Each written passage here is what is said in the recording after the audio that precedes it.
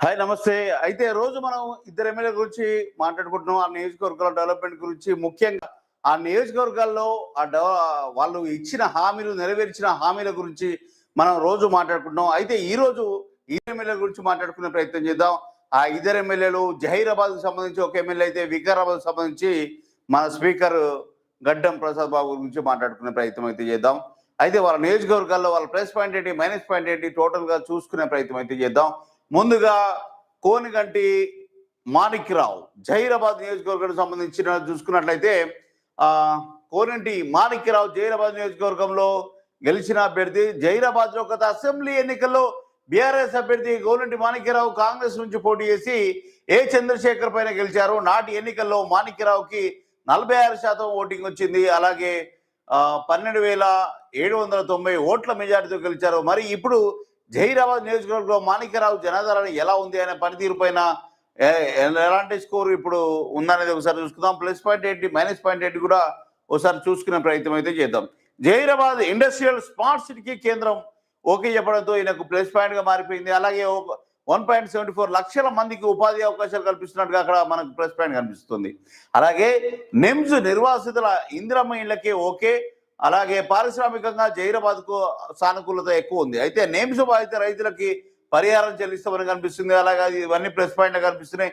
జనంలో ఎమ్మెల్యేలకు positive image ఉండడం, 150 బెడ్స్ హాస్పిటల్ విస్తరణ, సీనియర్ నాయకుడిగా జనంలో మంచి గుర్తింపు ఉంది. అయితే ఇక్కడ నిమ్స్ కు సంబంధించి అలాగే స్మార్ట్ సిటీకి సంబంధించి చాలా ప్లస్ పాయింట్స్ ఉన్నాయి. రైతులకు కూడా పరిహారం అందరం కూడా ప్లస్ పాయింట్. అయితే మైనస్ పాయింట్ చూసుకున్నట్లయితే సన్నిహితులకు పథకాలు ఉన్న విమర్శలు, సన్నిహితులకే పథకాలన్న విమర్శ, అలాగే ఫిర్యాదులను వెంటనే పరిష్కరించకపోవడం మరో సమస్య.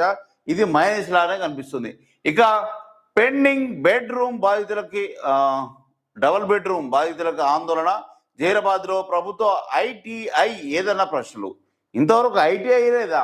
దారుణమయ్యా. అయ్యా జహీరాబాద్ మున్సిపాలిటీ విలీన గ్రామాల్లో అభివృద్ధి ఏది? ఓకే, మున్సిపాలిటీలో విలీన గ్రామాల్లో అభివృద్ధి లేదట. ఇవి మైనస్ పాయింట్ లాగా కనిపిస్తుంది.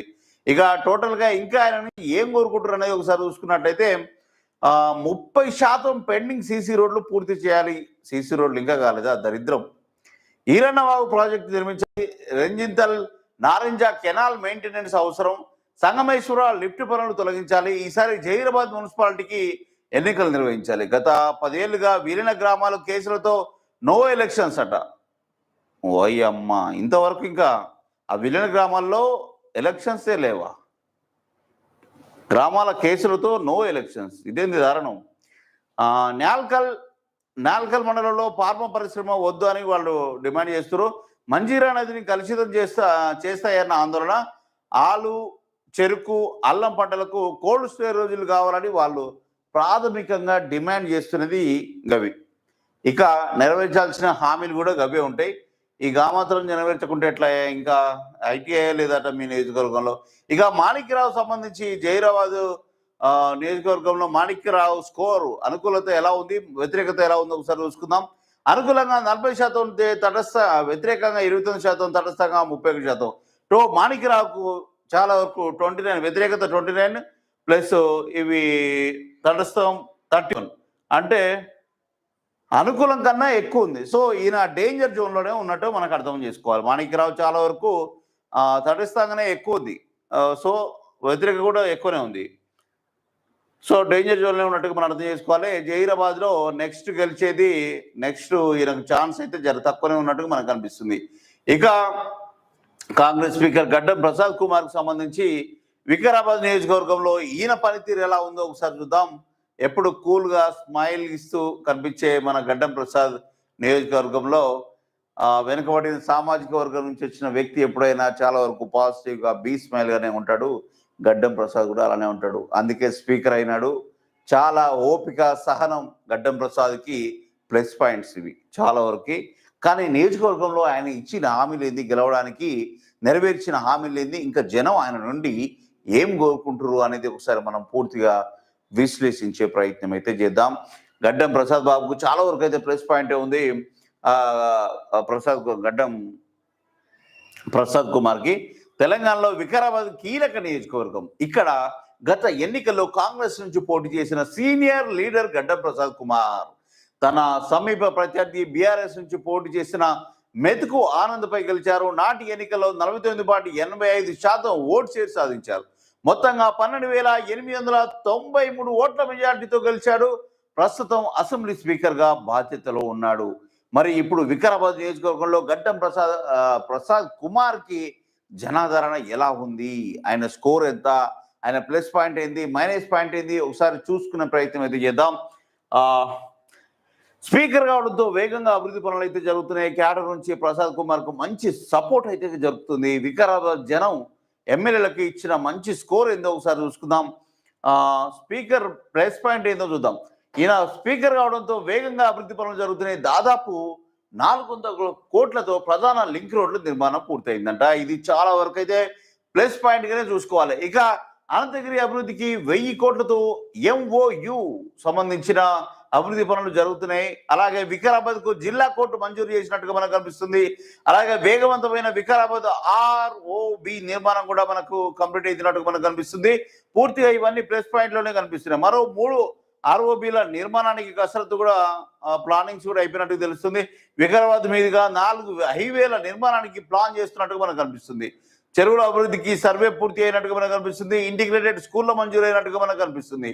మోమిన్పేట్ మండలంలో ఇండస్ట్రియల్ పార్క్ కూడా కంప్లీట్ అయినట్టుగా మనకు కనిపిస్తుంది. కోటిపల్లి ప్రాజెక్ట్ పనులకు 90 కోట్లు మంజూరు అయినట్టుగా మనకు ఇక్కడ క్లియర్ గా అభివృద్ధి ఏంటో, ఆయన తీసుకొచ్చిన నిధులు ఏంటో మనకు అవన్నీ ప్లస్ పాయింట్ రూపంలో మనకు కనిపిస్తున్నాయి. ఇక నియోజకవర్గంలో 7,000 మందికి ఇళ్ల నిర్మాణం, అవసరం ఉన్న వారికి ఆర్థిక సాయం, అట్టడుగు స్థాయి వరకు అభివృద్ధి పనులు, క్యాడర్ నుంచి ప్రసాద్ కుమార్ కు మంచి సపోర్ట్ దొరుకుతుంది. సో బీ స్మైల్, ఎప్పుడు కూల్గా స్మైల్గా ఉండే ప్రసాద్కి చాలా వరకు అయితే అనుకూలత కనిపిస్తుంది. స్పీకర్కి సరైన వ్యక్తి, స్పీకర్ హోదాలో కూర్చోవాల్సిన వ్యక్తి, వెనుకబడిన సామాజిక వర్గాల నుంచి వచ్చింది కాబట్టి ఇంకా ఆయనకి చాలా వరకు అయితే ప్లస్ పాయింట్. ఇక మైనస్ పాయింట్ చూసుకుంటే మున్సిపాలిటీ విలీన గ్రామాలను పట్టించుకోకపోవడం. సో ఇది మైనస్ పాయింట్ గానే చూడాలి. సమస్యల పరిష్కారం త్వరగా జరగడం లేదని మరొక వాదన ఉంది. వారానికి 1-2 రోజులు సెగ్మెంట్ లో పర్యటించాలని అక్కడ కోరుకుంటారు. అది ఒకటి మైనస్ పాయింట్ గానే ఉంది. ఇక జనం కోరుకుంటుంది ఏమిటి, వికారాబాద్ కోటిపల్లికి రోడ్లు బాగు చేయాలని కోరుకుంటారు. సెగ్మెంట్ గ్రామాల్లో రోడ్ల రిపేర్ స్పీడప్ చేయాలని కోరుకుంటారు. ఈ 2 రోడ్లకు సంబంధించింది అయితే PHCలో డాక్టర్లు ఉండేలా చూడాలి. ఓకే, హాస్పిటల్లో డాక్టర్లు ఉండట్లేరట, వాళ్ళని కొంచెం చూసుకోవాలి. వికారాబాద్ హాస్పిటల్లో స్కానింగ్ మిషన్లు కావాలట. ఓకే, హాస్పిటల్ సంబంధించి బడిలో టీచర్ల కొరత, తరగతి గదులు, టాయిలెట్లు బాగు చేయాలని మరో డిమాండ్ ఉంది. ఇక్కడ కాంట్రాక్టర్లకు బిల్లు రాకపోవడం ఇంకో మైనస్ పాయింట్. తాగునీళ్ళు రెగ్యులర్గా అందించాలని, హాస్పిటల్ వాటర్ అండ్ హాస్పిటల్లో డాక్టర్ల కొరత, ఇంకా సెగ్మెంట్లో రోడ్లు రిపేర్ చేయాలని, అలాగే కాంట్రాక్టర్లకు బిల్లులు రావట్లేదట. ఇవన్నీ అక్కడ జనాలు అయితే డిమాండ్ చేస్తున్నారు, జనాలు ఇంకా కోరుకుంటారు. ఇవి త్వరలోనే తీర్చుకునే ప్రయత్నం స్పీకర్ గడ్డం ప్రసాద్ కుమార్ చేసే ఆలోచనలో ఉంటాడు. నాకు ఎందుకంటే గడ్డం ప్రసాద్ కుమార్ మీద చాలా వరకు అయితే మంచి అభిప్రాయం ఉంటుంది. ఎందుకంటే ఒక స్పీకర్గా ఉంటూ ఆ సభను మొత్తం నిర్వహిస్తూ అందరినీ కూల్గా, సామరస్యంగా, ఎలాంటి గొడవలు లేకుండా మంచిగా అసెంబ్లీ హాల్ని రన్ చేస్తుంటాడు. సో గడ్డ ప్రసాద్ అనుకూలత ఏంటి, 50% అనుకూలత ఉంటే వ్యతిరేకత 23%, తటస్థంగా 22%. టోటల్ చూసుకున్నా కానీ 45 అనుకూలతే ఎక్కువ ఉంది. వ్యతిరేకత తటస్థంగా 22 ఉన్నా, వ్యతిరేకత 23 ఉన్నా కానీ నో ప్రాబ్లం. గడ్డ ప్రసాద్కి చాలా వరకు అయితే అనుకూలంగా ఉంది. సో ఇది అందుకే కాక ఎప్పుడు బీ స్మైల్గానే ఉంటాడు గడ్డం ప్రసాద్ కుమార్. సో వికారాబాద్ అండ్ జహీరాబాద్ సంబంధించిన నియోజకవర్గాల ఎమ్మెల్యేల అభివృద్ధి అండ్ వాళ్ళు ఇచ్చిన హామీలు, నెరవేర్చిన హామీల గురించి మనం చూసుకున్నట్లయితే ఎక్కువ శాతం ఇప్పుడు మన గడ్డం ప్రసాద్ కుమార్కి ఎక్కువ శాతం అయితే అనుకూలత ఉంది. మన వికారాబాద్కు సంబంధించిన మాణిక్యరావుకు సంబంధించి కొంచెం డెవలప్మెంట్ కావాల్సి ఉంది. ఇంకా ఆయన వ్యతిరేకత తటస్థంగా ఎక్కువ ఉంది కాబట్టి ఈయనకు మైనస్ అయితే చాలా వరకు కనిపిస్తుంది. ఇంకోటి ఏంటంటే ఇక బీఆర్ఎస్ క్యాండిడేట్ కాబట్టి కొంచెం నిధుల కొరత ఉంటుంది. సో గవర్నమెంట్ కూడా ఈ మా ఎమ్మెల్యే మీ ఆ పార్టీ ఎమ్మెల్యే ఈ పార్టీ ఎమ్మెల్యేలుగా కూడా అన్ని నియోజకవర్గాలకి సరైన స్థాయిలో నిధులు కేటాయిస్తే ఎవరు నియోజకవర్గాన్ని వాళ్ళు డెవలప్ చేసుకునే ఆలోచనలో వాళ్ళు ఉంటారు. సో గవర్నమెంట్ కూడా దూషించకుండా ఉంటారు. సో లాస్ట్ టైం గత ప్రభుత్వం బీఆర్ఎస్ ప్రభుత్వం అయితే తప్పు చేసింది, కానీ ఈ ప్రభుత్వం అట్లా తప్పు చేయొద్దని కోరుకుంటూ ఇది ఈరోజు ఈ ఇద్దరు ఎమ్మెల్యేలకు సంబంధించి వాళ్ళ నియోజకవర్గాల్లో వాళ్ళు ఇచ్చిన హామీలు, వాళ్ళు నెరవేర్చిన హామీలు, ఇంకా నెరవేర్చాల్సిన హామీల గురించి మనం డిస్కస్ చేసినాం.